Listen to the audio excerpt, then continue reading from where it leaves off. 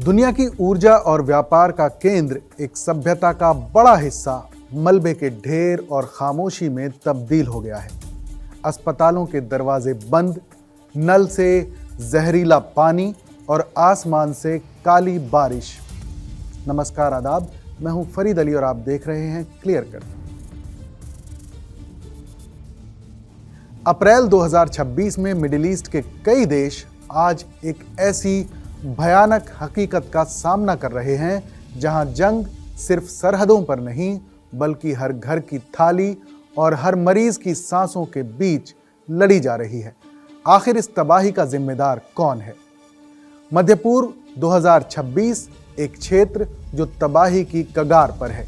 28 फरवरी 2026 को शुरू हुई दुश्मनी ने मिडिल ईस्ट के नक्शे पर एक ऐसा घाव कर दिया है जिसे भरने में दशकों लग सकते हैं। संयुक्त राष्ट्र की अप्रैल 2026 की ताज़ा रिपोर्ट के मुताबिक ये इलाका अब दुनिया की कुल मानवीय सहायता की ज़रूरत का 38% हिस्सा बन चुका है। यूएन की ग्लोबल ह्यूमैनिटेरियन ओवरव्यू 2026 रिपोर्ट बताती है कि इस संकट से निपटने के लिए $12.5 अरब की तत्काल ज़रूरत है। लेकिन त्रासदी सिर्फ पैसों की नहीं है। त्रासदी उन 24.6 मिलियन लोगों की है जो अपने ही देश में अजनबी बन गए हैं। इस संघर्ष ने न सिर्फ इंसानों को विस्थापित किया है बल्कि मानवीय सहायता की उस जीवन रेखा को भी काट दिया है जिसे हम ग्लोबल सप्लाई चेन कहते हैं। इस संकट का सबसे खतरनाक पहलू स्ट्रेट ऑफ होर्मुज का प्रभावी रूप से बंद होना है। ये सिर्फ एक समुद्री रास्ता नहीं है बल्कि दुनिया के भोजन, उर्वरक और चिकित्सा उपकरणों की सप्लाई की बेहद अहम नस है। संयुक्त राष्ट्र के कार्यवाहक राहत प्रमुख ने चेतावनी दी है कि होर्मुज की नाकाबंदी ने कोविड-19 के बाद का सबसे बड़ा लॉजिस्टिक संकट पैदा कर दिया है। इसकी वजह से न सिर्फ युद्ध प्रभावित देशों में अकाल की स्थिति है बल्कि दुनिया भर में दवाओं और खाद की शिपमेंट हफ्तों की देरी से चल रही है। संयुक्त राष्ट्र महासचिव एंटोनियो गुटेरेस ने इस समुद्री व्यापार व्यवधान को कम करने के लिए एक विशेष टास्क फोर्स का गठन किया है। लेकिन समुद्र के बीच खड़ी जंगी पनडुब्बियों के सामने मानवीय मदद के जहाज बेबस नजर आ रहे हैं। विश्व स्वास्थ्य संगठन यानी WHO की रिपोर्ट दिल दहला देने वाली है।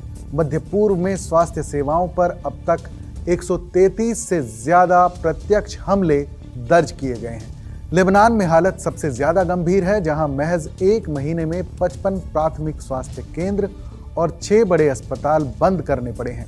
डॉक्टरों और स्वास्थ्य कर्मियों को निशाना बनाया जा रहा है, जिससे चिकित्सा व्यवस्था पूरी तरह से चरमरा गई है।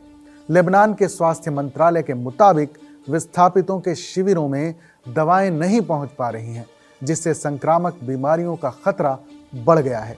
अस्पताल अब इलाज की जगह नहीं बल्कि हमलों के डर से खाली पड़े खंडहरों जैसे दिखते हैं, जहां ऑक्सीजन सिलेंडर और बुनियादी एंटीबायोटिक्स की कमी से मौत के आंकड़ों को कई गुना बढ़ा दिया है। देश दर देश देखें तो आंकड़े डराने वाले हैं।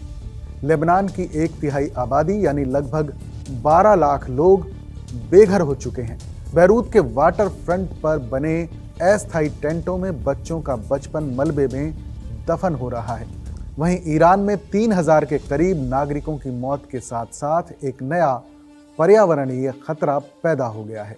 तेल डिपो पर हुए हमलों की वजह से आसमान में जहरीले धुएं के बादल छाए रहे, जिससे काली बारिश हो रही है। ये बारिश न सिर्फ फसलों को बर्बाद कर रही है बल्कि पानी के स्रोतों को भी जहरीला बना रही है। ईरान में 120 से ज़्यादा स्कूल तबाह हो चुके हैं और लाखों लोग विस्थापित होकर सुरक्षित ठिकानों की तलाश में भटक रहे हैं। गजा में नाम मात्र के युद्ध विराम के बावजूद मानवीय सहायता के ट्रक केरेम शालोम क्रॉसिंग पर मीलों लंबी कतारों में खड़े हुए हैं। डॉक्टर्स विदाउट बॉर्डर्स यानी MSF के मुताबिक सिर्फ 10% ज़रूरी सामान ही अंदर पहुंच पा रहा है। वहीं यमन में स्थिति कैटेस्ट्रोफिक यानी प्रलयंकारी है। 18 मिलियन लोग भूख से तड़प रहे हैं और स्वास्थ्य प्रणाली पूरी तरह ध्वस्त होने की कगार पर है। सीरिया में जहां पहले से ही गृह युद्ध के जख्म थे, अब लेबनान से भाग कर आए 2.5 लाख नए शरणार्थियों ने संसाधनों पर भारी दबाव डाल दिया है। सूखे जैसी स्थिति और जंग ने सीरिया को एक ऐसे अकाल की तरफ धकेल दिया है जहां भोजन, जो सबसे बुनियादी जरूरत है, वो अब एक विलासिता बन गया है।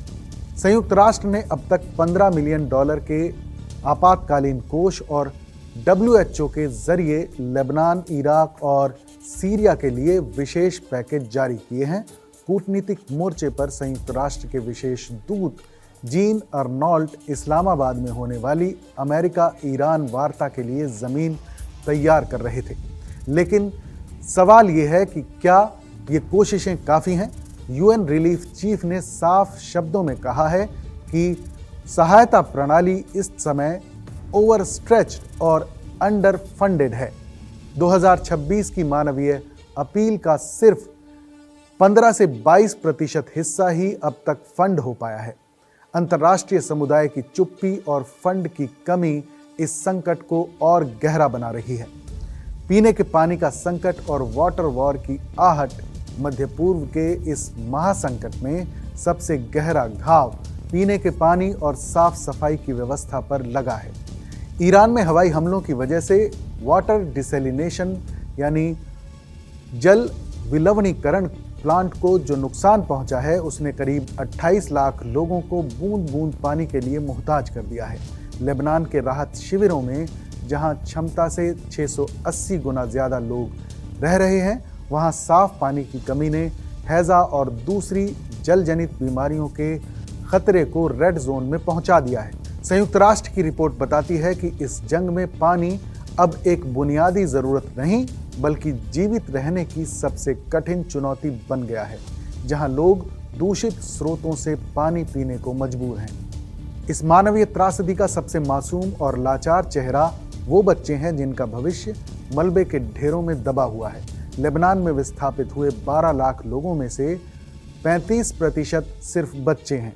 ईरान में 120 से ज़्यादा स्कूलों के पूरी तरह जमींदोज होने और गाज़ा में UNRWA स्कूलों के शेल्टर होम में तब्दील होने से लाखों बच्चों की शिक्षा पूरी तरह ठप हो गई है। मनोवैज्ञानिकों का मानना है कि ब्लैक रेन और धमाकों के साए में जी रहे इन बच्चों में क्रोनिक ट्रॉमा के लक्षण देखे जा रहे हैं। ये सिर्फ एक पीढ़ी का विस्थापन नहीं है, बल्कि एक पूरी पीढ़ी के मानसिक और शैक्षिक विकास का परमानेंट शटडाउन है, जिसे सुधारने में दशकों का समय लग सकता है। जमीन पर काम कर रहे मानवीय सहायता कर्मियों और डॉक्टरों की स्थिति अब मसीहा से शिकार में तब्दील हो गई है।